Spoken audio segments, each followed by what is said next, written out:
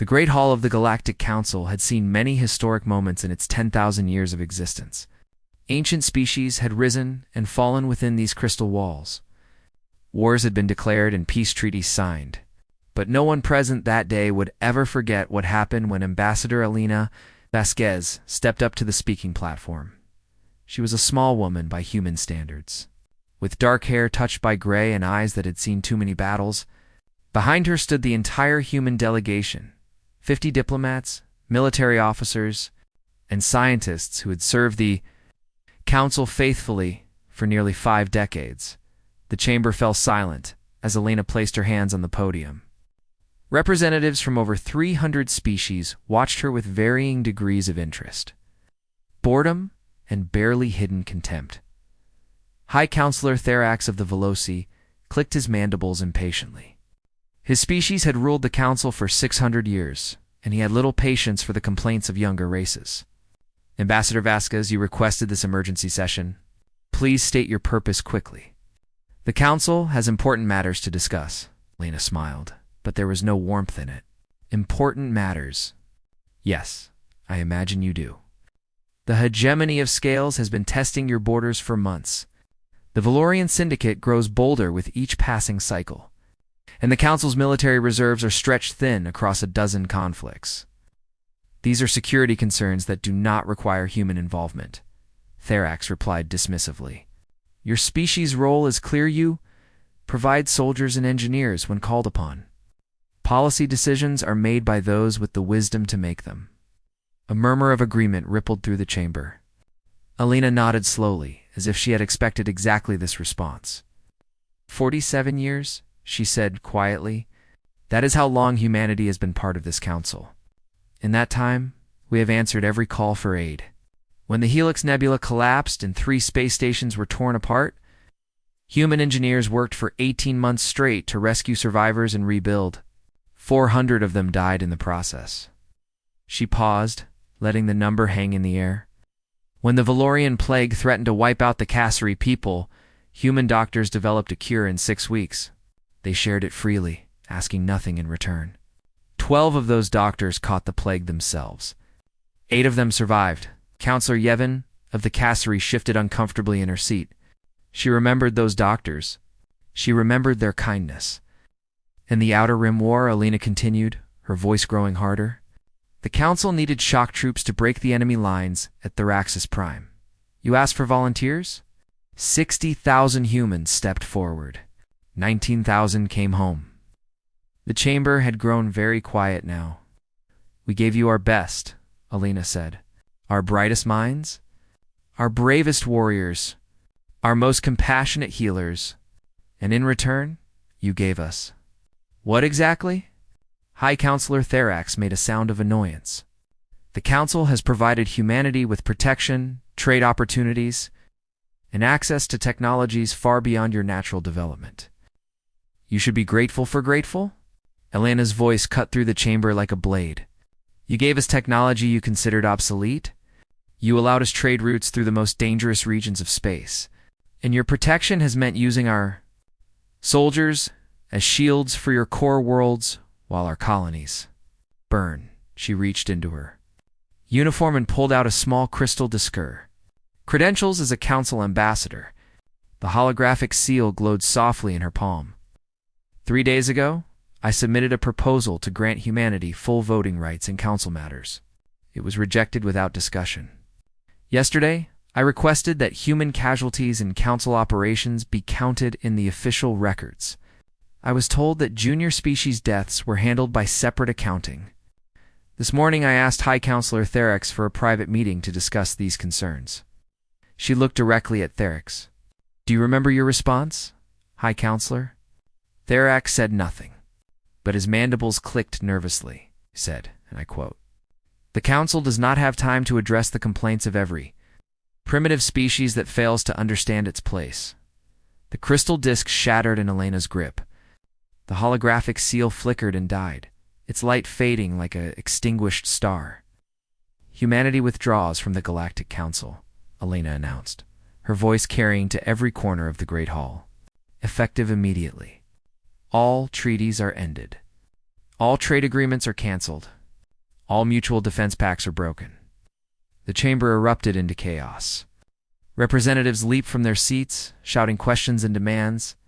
Security officers moved toward the human delegation, sure of their orders. Alina raised her hand, and every human in the room stood as one. They moved toward the exits in perfect formation, their faces showing no emotion. Ambassador Korvax of the Mendari pushed through the crowd and grabbed Elena's arm. Unlike most council members, he had always treated humans with respect. His species had been junior members once, long ago. He remembered how it felt. "Lena, please," he begged. "Think about what you are doing. Without council protection, your colonies will be vulnerable. The hegemony will see weakness. They will attack." Lena met his 6 eyes with her 2. For a moment, something like sadness crossed her face. "I know, old friend. But we cannot stay in a house where we are treated as servants. Better to face danger as free beings than suffer contempt as slaves." She gently removed his hand from her arm. "Take care of yourself, Korvax. I fear the coming years will be difficult for everyone." The massive doors sealed behind the human delegation with a sound like thunder.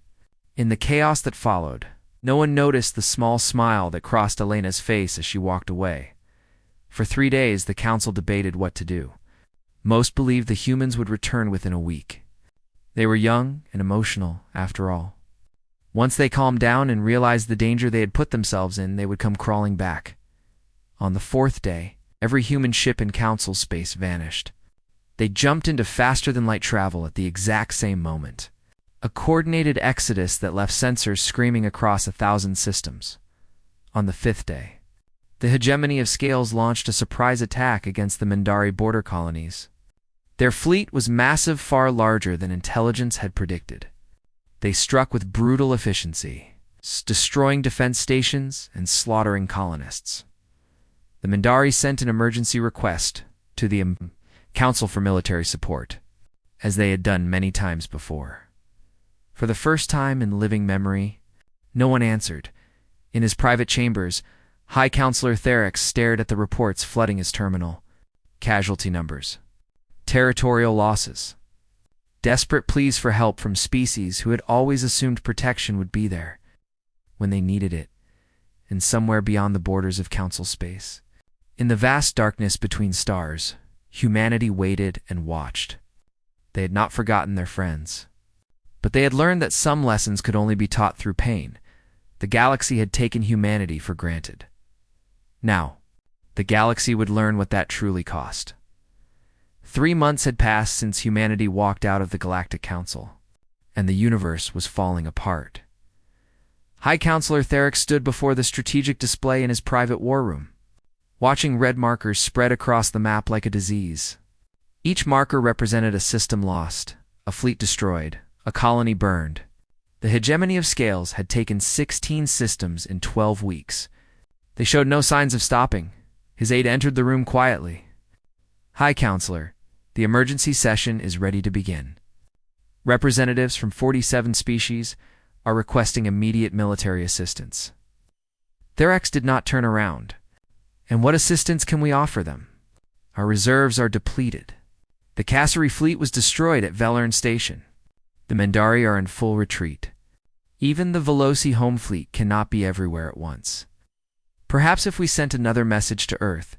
We have sent 431 messages to Earth." Therex interrupted. "They respond to none of them. Our diplomatic vessels cannot even approach their borders. They simply disappear from our sensors when they get too close." The aide hesitated. "There are rumors, High Counselor. Strange reports from our long-range observation posts." Therex finally turned. "What kind of rumors?" "Energy readings from human space. Massive energy readings, bigger than anything we have ever recorded. Gravitational anomalies. Heat signatures consistent with industrial activity on a scale that should be impossible." The aide swallowed nervously.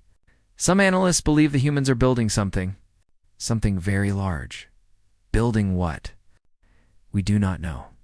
Our probes stopped transmitting within hours of entering human territory. The few images we have captured show construction. Endless construction.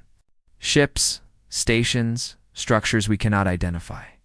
Our scientists say the output would require resources far beyond what human space should contain. Therex felt a chill run down his spine. In all his centuries of political experience, he had never felt so completely blind. Human space had become a black hole of information, swallowing every attempt to understand what was happening within. In the hegemony? He asked, what do they make of this? They appear unconcerned, High Counselor. Our intelligence suggests they believe humanity has sealed themselves away out of fear. The hegemony strategists have concluded that without Council support, humans pose no threat. 3 months ago, he would have agreed without hesitation. Humanity was a young species, barely capable of interstellar travel when they first made contact. Their technology was inferior. Their military doctrine was primitive. They were useful only as expendable soldiers and clever engineers. But something nagged at him. A memory from decades ago when he had first met a human ambassador. The man had been friendly, almost naive. He had spoken of peace and cooperation and mutual benefit. The Rax had dismissed him as a fool.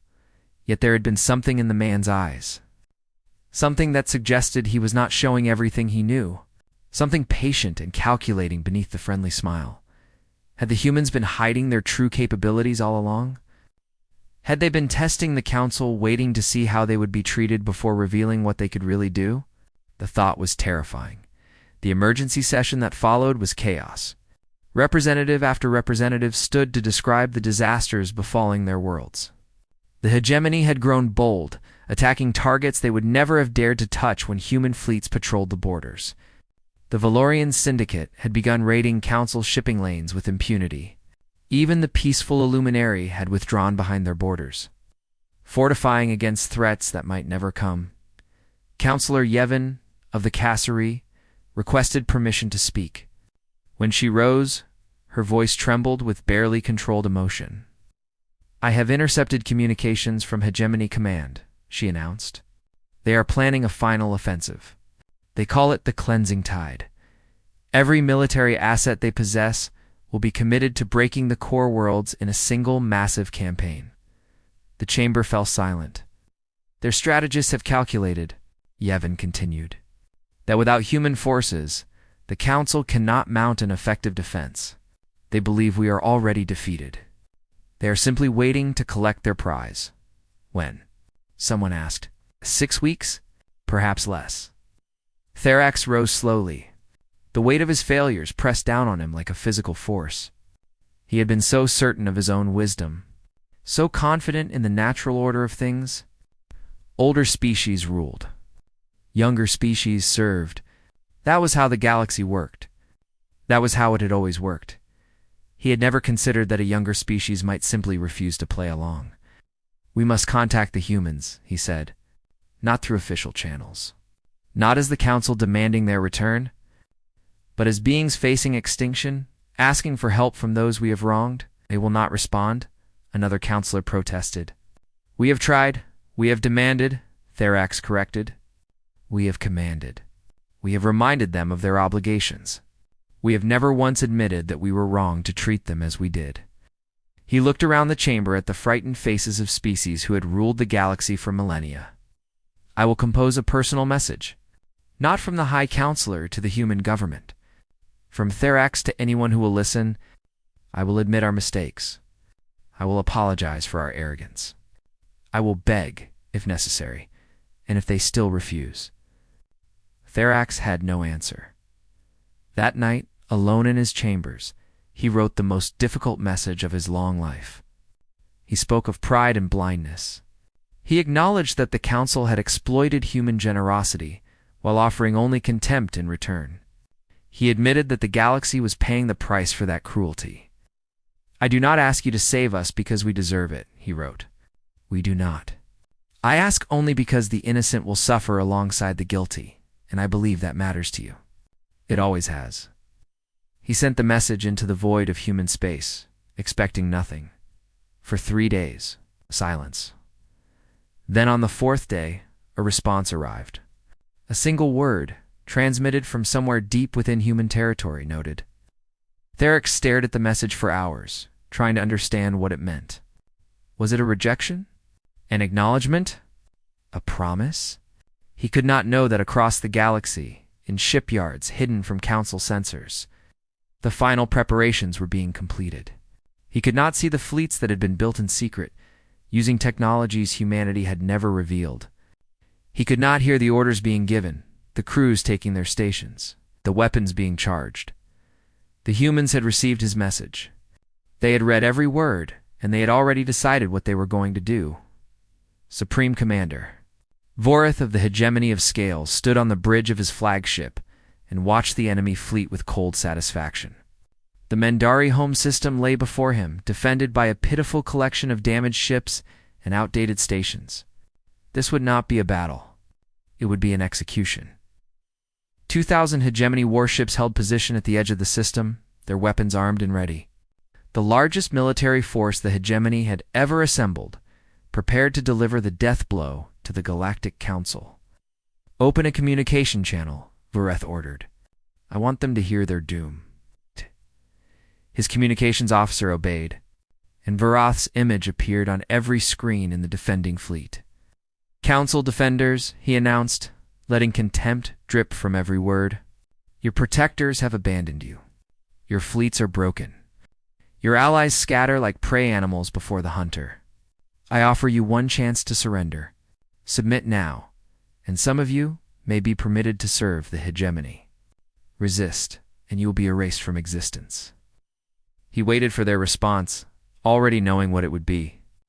These species were proud. They would fight. They would die. And the galaxy would belong to the Hegemony. But before any response came, his tactical officer made a strange sound, something between a gasp and a whimper. Supreme Commander. New contacts, where? How many? I cannot. The officer's voice cracked. The sensors are not. This is not possible. Voreth turned to the main display and felt his blood turn to ice. Space itself was tearing open, not the subtle ripple of faster-than-light emergence that every species used, not the flash of a standard jump point. This was something else entirely. Reality folded back like wounded flesh, and from that wound came ships, human ships. But they were wrong. They were impossible. The first vessel through the tear was the size of a small moon. Its hull was not made of any metal.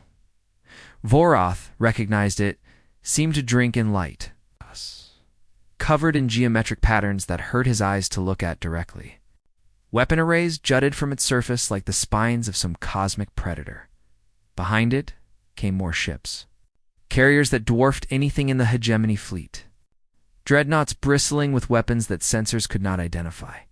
Destroyers moving with speed and grace that should have been impossible for vessels their size, and ship classes that no species had ever seen before strange. Angular things that seemed to bend space around them. The fleet kept coming, and coming, and coming. Vareth's tactical display flickered and crashed as it tried to count the human vessels. When it finally stabilized, the number it showed had to be an error. The humans could not possibly have built this many ships. No species could have built this many ships. Not in 3 months. Not in 3 centuries. Supreme Commander, his sensor officer whispered. Their energy readings are... The numbers do not make sense. These ships are putting out power levels that should require the core of a star to generate. A new communication channel opened, overriding all Hegemony frequencies with casual ease. A human face appeared on every screen, a woman with gray-streaked hair pulled back severely and eyes that held absolutely no mercy. Supreme Commander Voroth, she said. I am Admiral Yuki Tanaka of the Terran Defense Force. You have committed acts of aggression against species who were once under humanity's protection. Voroth forced himself to respond, though his throat felt dry. Once, you abandoned them, human. You fled back to your little corner of space and hid like cowards while we left the council, Tanaka interrupted. We never stopped watching. We never stopped preparing. And we never stopped caring about the innocent lives caught between your ambition and the council's incompetence. Her eyes seemed to look directly into his soul. Your fleet will stand down immediately. Your ships will power down weapons and shields. Your soldiers will prepare for boarding and detention. If you comply, you will be treated according to the laws of war." She paused. "If you do not comply, there will be no hegemony by morning." Vorath laughed. It was a desperate, wild sound, even to his own ears. "You think numbers alone frighten us? We are the hegemony. We have crushed civilizations older than your entire species. We have destroyed empires that ruled galaxies before your ancestors crawled out of the mud." "Yes," Tanaka agreed calmly. "And how many of those civilizations had 3 months alone to do nothing but innovate?" The massive human flagship rotated slightly. A weapon array on its surface began to glow a deep, terrible light that seemed to pull at the fabric of space itself. "The Council treated us as useful savages," Tanaka continued. "They borrowed our doctors, but mocked our medicine. They used our soldiers, but dismissed our strategies. They benefited from our inventions, but called us primitive. Every human ship powered weapons simultaneously. The energy readings made hegemony sensors scream warnings that no one knew how to interpret. They never understood the truth about humanity, Commander. We do not fight because we are good at it. We fight because we hate with every fiber of our being anyone who threatens those we love. And while we were part of the Council, that love extended to every species within it." She leaned forward, and her voice dropped to something almost gentle. "You threatened them. You attacked them. You hurt them. You killed civilians. You burned colonies. You murdered children." The gentle tone vanished. "And now you face the consequences." Vorath's hand moved toward the command to order an attack. Every instinct screamed at him to fight, to prove that the hegemony could not be intimidated. He never finished the hegemony. The human ships fired. It was not a battle. It was barely even a slaughter. Human weapons passed through hegemony shields as if they did not exist. Ships that had taken years to build were reduced to expanding clouds of debris in seconds. The flagship shuddered as impacts tore through its hull. 11 minutes after the first shot was fired, the hegemony fleet ceased to exist. Vorath floated in the wreckage of his bridge, life support failing, watching rescue pods from the human fleet move through the debris field. They were collecting survivors. Even now, even after everything, the humans were saving enemy soldiers. A rescue pod approached his position. Through its transparent hull, he could see a human face. Shung. Barely more than a child by hegemony standards. The young human looked at him without hatred. Without contempt, just a kind of sad determination. "We did not want this," the human said over the emergency channel. "We never wanted this. All we ever wanted was to be treated with basic respect." Vorath had no response. His entire worldview lay in ruins around him. As shattered as his fleet, the rescue pod's hatch opened, and human hands reached out to pull him to safety. "But we will not allow the innocent to suffer for the crimes of others," the young human continued. "Not the Council species. Not even you. That is what makes us human." His medical officers treated his wounds. Vorath stared at the ceiling of the rescue bay and wondered how the galaxy had so completely failed to understand what humanity truly was. 3 weeks after the Battle of Mendari Prime, Ambassador Korvax traveled to Earth, the first time in his long life. His shuttle descended through white clouds and blue sky, for vast oceans and green continents. Human military vessels escorted him, but they did not feel threatening. They felt protective, like guardians watching over a guest. He landed at a facility that the humans called Unity Base, a sprawling complex of buildings, laboratories and construction yards that covered an area larger than many cities. Alina Vasquez was waiting for him on the landing pad. She looked older than she had 3 months ago. The stress of leading humanity through crisis had left its mark, but she carried herself with a new kind of authority, a confidence that had not been there when she stood before the Council. "Ambassador," she said. "Or should I say High Counselor Korvax now?" "Interim High Counselor," he corrected, still uncomfortable with the title. After the disaster at Mendari Prime, Therax had resigned in disgrace. Half the Council had followed him. The remaining members had chosen Korvax to lead, mostly because he was one of the few who had opposed the treatment of humans. Though I am not certain the council will survive long enough for the title to matter, it will not survive, Alina agreed. Not in its current form. That is why we invited you here. She led him through the facility. And with every step, Korvax felt his understanding of the universe shift and crack. Human scientists worked, alongside machines that seemed almost alive. Screens displayed data in formats he could not begin to understand. In one vast chamber, ships were being assembled in hours, through processes that looked more like organic growth than mechanical construction. How? Korvax whispered. This technology, these capabilities, you could not have developed all of this in 3 months. No, Alina admitted. We could not have. We developed most of it in the decades we spent as council members. She stopped before a window that overlooked an underground city of impossible scale. Factories stretched toward the horizon. Ships rose from construction bays like birds taking flight. Your people have a saying, Korvax. The wise show their strength only to their enemies. Humans have a different philosophy. She turned to face him. We show our enemies our potential. We show our friends our strength.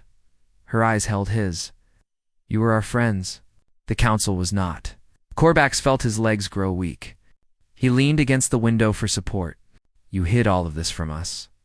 Everything. You shared everything the council asked for.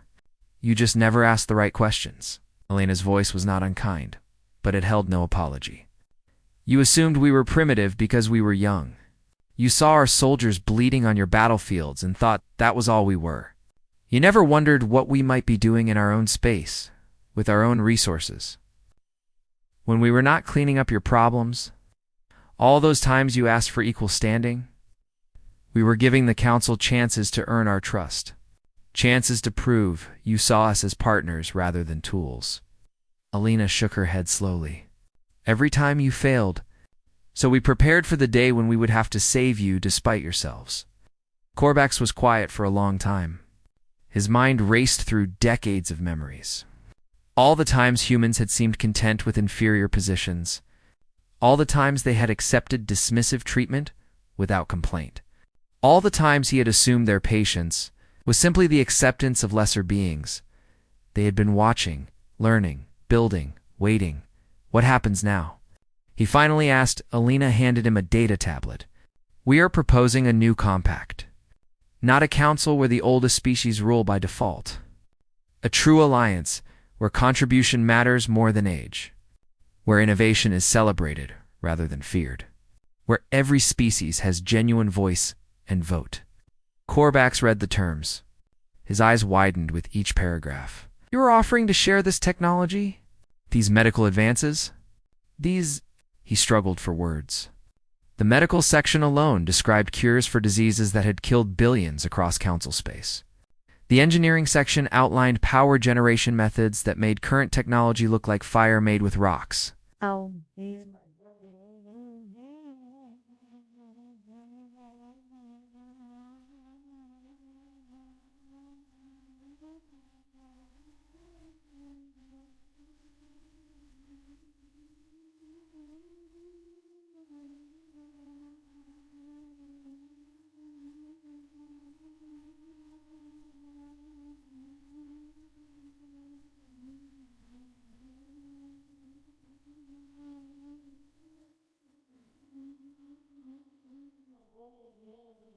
War Galwer with the way when I could will all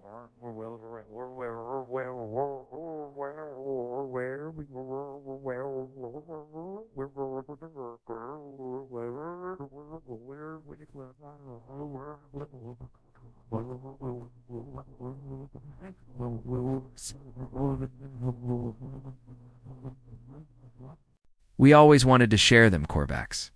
From the very first day, we joined the council. Alina's voice softened. But you have to accept them as gifts from equals, not scraps tossed to primitives. She smiled, the first genuine warmth he had seen from her since that terrible day in the council chamber. We never wanted to be your saviors. We wanted to be your friends. The question is, can the galaxy accept that now? Korvax set down the tablet.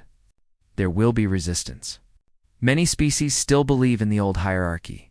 They will say, humans are too young, too emotional, too human. Alina laughed. Let them say what they will. We have proven what we can do. The species that join the compact will have access to everything we have built.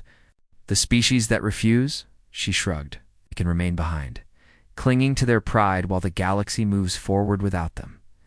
That is harsh. It is a reality. The old council failed because it valued tradition over progress and age over ability. We will not make that mistake. She looked out at the construction yards below.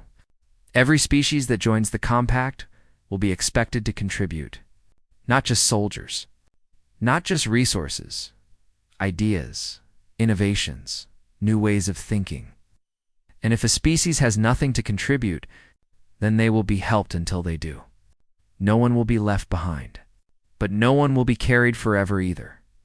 Korvax considered her words. They were harsh by council standards, but they were also fair in a way the council had never been. Under the old system, species were ranked by age. A young race could make the greatest discovery in history and still be dismissed because their civilization was only a few thousand years old. Under the compact, the only thing that mattered was what you could do. "I will need to present this to the surviving council members," he said. "They will have questions, objections. Of course, take your time. We have waited decades. We can wait a few more weeks." Alina placed a hand on his shoulder. But Korvax know this. The compact will exist with or without the council's blessing. Species have already begun joining. The Mendari, the Cassari, others who saw how the council treated its most loyal members and wanted no part of that system. She met his eyes directly. The only question is whether the council species will join as founders or as followers. The choice is yours. That night, Korvax walked through the streets of a human city. He watched children playing games he did not understand. He saw families eating dinner together, laughing at jokes he could not hear. He observed workers heading home after long shifts, tired but satisfied. They were not monsters. They were not conquerors. They were simply people who had been treated badly and had refused to accept it in his pocket. The data tablet containing the compact proposal felt heavier than any weapon. Tomorrow, he would return to what remained of the council. He would show them what humanity had offered, and he would ask them to make a choice that would shape the future of the future. Galaxy. He suspected he already knew what. Most of them would decide. Pride was a hard thing to surrender, but extinction was harder still. 1 year after, humanity left the Galactic Council. The Council no longer existed. In its place stood the Terran Compact, though humans had argued strongly against the name. Admiral Tanaka had reportedly told the naming committee that calling it the Terran Compact would make humans look like conquerors rather than partners. The other species had insisted anyway. They wanted the galaxy to remember who had saved them and who had offered a better way forward. High Counselor Korvax, no longer interim, after winning the trust of 200 species, stood before the inaugural assembly and looked out at a sight that would have been impossible 1 year ago. Representatives from 214 worlds filled the new chamber. Human technology had transformed the meeting hall, where the old council building had been designed to emphasize the power of ancient species. This one was built for equality. Every seat was the same height, every voice carried with the same clarity. No species could look down on another, and in the gallery above, watching with curious eyes, sat delegations from species who would never have been permitted in the old council chambers. Young species. Species that the council had dismissed as too primitive to matter. Species who had been treated exactly as humanity once was. The compact recognizes its newest provisional members, Korvax announced. The Collective of Yith. The Wanderers of the Broken Moon. The Stellar Communion. Cheers erupted from the gallery. Human diplomats were already moving among the new delegates, offering translation services and technology exchanges and cultural advisors. They treated the young species not as inferiors to be tolerated, but as partners to be welcomed.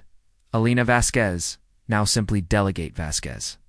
By her own insistence, got Corvax's eye from across the chamber and nodded. She had refused every title the Compact had tried to give her. She claimed that humans had not saved the galaxy to gain power over it. They had saved it to prove that a better system was possible. Later, at the celebration that followed the ceremony, Corvax found her on a balcony overlooking the assembly hall. The sounds of conversation and laughter drifted up from fellow species that had been enemies for centuries. Oh. Sharing drinks and stories. You look satisfied, Corvax observed. I look relieved, Alina corrected. This could have gone very differently. When we left the council, we knew we were gambling with billions of lives. If the hegemony had attacked earlier, before we were ready, if the council had fallen apart completely instead of reforming, she shook her head. We had backup plans. None of them were pleasant, but you were confident enough to take the risk. Alina laughed a soft, tired sound. Confident? We were terrified. We just could not see another option. Stay and watch the council slowly crush our spirit. Keep sacrificing our people for governments that saw us as expendable. Watch good ideas rejected because they came from primitive minds. She turned to face him. Humanity has never been good at accepting unfair situations. We either fix them or we break them trying, as Corvax considered this. Below them, a young human was teaching a group of Cassari children some kind of hand game that involved much laughter and clapping. Nearby, human and Mendari engineers argued enthusiastically over a holographic design, clearly enjoying the debate even when they disagreed. When you left the council, Corvax said slowly, you said they did not understand what they had done.